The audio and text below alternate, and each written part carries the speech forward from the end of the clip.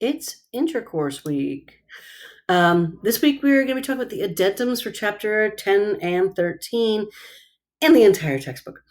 You might have read those ahead, but I really want to go back to them again because what we're talking about is communicating about sex. We've been doing this all term long. Communicating, not sex. Maybe we have. I don't know. And I can tell you that I've seen the change in many people. Many of you have mentioned that communication is enhancing your relationships. And most of you have mentioned using the information you gain in class when you have children or you're using it to talk to your children now.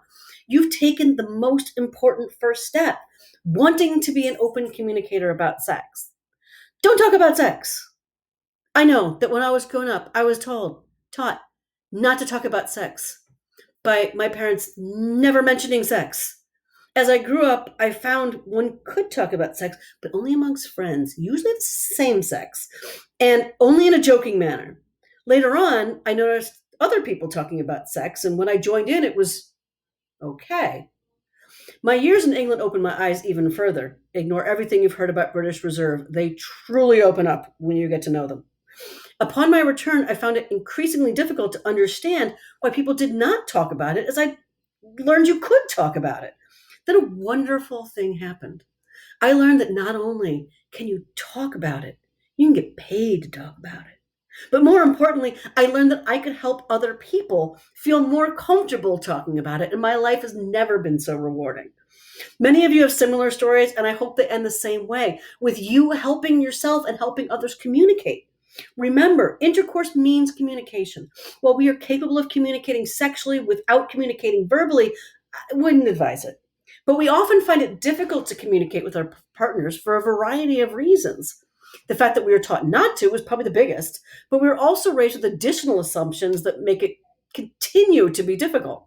And self help books often make it worse by telling us that the sexes are completely different or from different planets. We are not. It is society that tries to tell us that we are, and all too often we listen. Use this class to talk. I know many of you have used this textbook and course to start talking to your partners about sex. Keep it up. Although I would suggest starting with a few of the milder chapters and working your way up. As far as the language of sex, I've been pushing you to learn the appropriate scientific terms the past few weeks. I can also tell you that using them all the time is unnecessary. Using the phrase, oh baby, I'm so vasocongested, I sense myotonia, may be medically accurate, but it's not a turn on. Use the language you want to hear. So use the words you like, words that make you both comfortable. There are a few guidelines which will make communication easier and more effective. First, you should try your best not to talk about sex, especially sex problems, in the bedroom. Find a neutral ground. With any concerns, it's always best to talk about the positive things your partner does, not the negative. If you have serious concerns, focus on the behavior that upsets you, not your partner's personality flaws, which cause them to do the thing you dislike. By telling your partner what you like, you should be opening up the line of communication for them to do the same. If they're not forthcoming, ask questions that can be answered with more than one word. Don't just talk, listen. And always be certain to listen. Not the listening when you're actually making mentally a grocery list, but really listen and show your partner you're listening with both words and with body language. Nonverbal communication is far more powerful than verbal communication, although neither should be ignored. Even if you follow these guidelines, every couple will have arguments, but do your best to talk them through as well. Refusal to recognize problems only causes them to go deeper, and they can eventually ruin the relationship. Talk to your children. Hopefully, you will use the information from this class to speak to your own children and perhaps help others speak to their children. I know many of you intend to do so, but do not know what you should tell them and what should they hear and what is acceptable to say. Well, remember, as we begin learning about our bodies from the moment we're born and continue to learn as we get older, the choice is yours. The choice is up to you. Do you want your child to learn about sex from you or from someone else? Many people state they will talk to their child about sex when the child is old enough. But when is old enough? When you have decided they're mature enough to have sex? I certainly hope not, because they have already learned from someone else. If you want them to learn from you, you must be open to teaching them at a very young age. And both parents should talk to the child, not just one, so they don't feel they must hide their behavior. Remember, if you don't talk to them, someone will, and they may be telling them things you don't want them to learn. One talk will not open the line of communication. It must be an ongoing process. Some students have expressed to me a fear that if they tell their child the proper words, they will use them in public and cause embarrassment. This may be true. But I personally would prefer my child loudly discussing his penis than his dick. And even if cutesy words are used, the other people in the room will be fully aware of what is being discussed. Talk before it happens.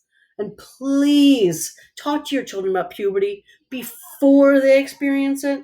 I always think of the students who have told me they were not aware of what was going on and were frightened. I've also seen their attitudes to their own sexuality were affected by it.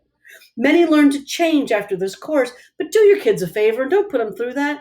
This goes for girls and boys. Always be willing to answer questions. Your children will know what they're curious about, and if you don't tell them, someone else will.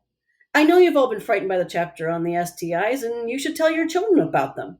But do not use them just to completely frighten your child out of sex. If you only teach the negatives of sex, then they will learn the positives, yes, from someone else. And they will be less willing to talk to you about concerns for fear you will continue to give them only one side of the story. Teach, don't preach. We have all been young. We all know that being lectured to on a topic often causes people, especially teens, to act the exact opposite. So discuss topics with your child. Don't get too preachy or dominating. It's certainly acceptable to tell them your beliefs and morals and tell them you hope they will agree with them. Try to be careful about telling them what their morals will be, whether they like them or not. Again, this might cause them to do the opposite. Obviously, your answer to the question should be age appropriate, and details are not necessary at every age. Let them become accustomed to the word vagina before you start explaining what can happen when it's used. Practice what you teach. It's the tough one. Be careful what you do. Children are smarter than we give them credit for. A child will notice if you tell them sex is bad and then go do it yourself. I am not saying we should never have sex after having children. I am stating that you are a role model for that child, and you need to act like one. How will I know I did it right? How will you know when you've succeeded? When your child doesn't become pregnant or get someone else pregnant? When your child steers clear of diseases? When your child waits until marriage for sex? None of the above. You will know you have succeeded when they feel comfortable coming to you when they have questions or concerns. If we all try to help ourselves, our partner, our children learn about the beauty and the ugliness of sex, we can all hopefully live as sexually healthy individuals.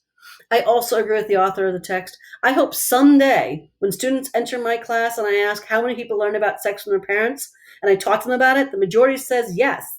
Maybe one will tell me that I helped their parents do it. Maybe that'll be the difference.